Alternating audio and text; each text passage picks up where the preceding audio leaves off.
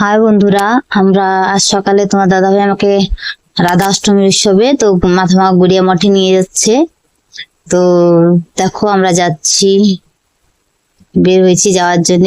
তো ভাবলাম তোমাদের সাথে শেয়ার করি এটা আমরা যাচ্ছি, তাই যাতে তোমাদেরকেও বলি, তোমরাও দেখো। তো আমরা পৌঁছে গেছি মন্দিরের সামনে। তো যে যাচ্ছি, মন্দিরের বাইরেটা দেখো। মন্দিরটাকে আজকে খুব সুন্দর করে সাজানো হয়েছে, যেহেতু কালকে রাধাষ্টমী ছিল, সবাই উপবাস করেছে, পুজো করেছে। তো মন্দির ভিতরে ঢুকলাম আমরা, বেশ ভালো লাগছিল মন্দিরটা। আমরা ঠাকুর দর্শন করলাম, বেশ প্রণাম টনাম করলাম ঠাকুরকে। দর্শন করার পরে মনের কথাগুলো রাখলাম ঠাকুরের কাছে, যাতে আগামীবার আবার আমরা আসতে পারি এখানে।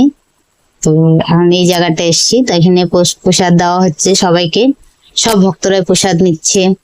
তা আমরা বসে আছি কি আমরাও ঠাকুরের প্রসাদটা যদি আমাদের ভাগ্যতে থাকে তাহলে আমরাও পাবো। তা আমরা বসে আছি, সবাইকে দেখছি আর কি। তা আমাদের এসে আসলো। তা মজার কথা এটা কি, আমাদের সময় নাকি সে প্রসাদ শেষ হয়ে গেছিল। আমরা বসেছিলাম কিছুক্ষণ, তারপরে আমাদেরকে প্রসাদ বলেছে দিচ্ছে, তো দেওয়া হয়েছে। তো আমরাও প্রসাদ নিচ্ছি, ঠাকুর প্রসাদ আমাদের কপালে ছিল, এই জন্য আমরাও পেয়েছি, যেহেতু আমরা লাস্টে পৌঁছেছিলাম ওখানে।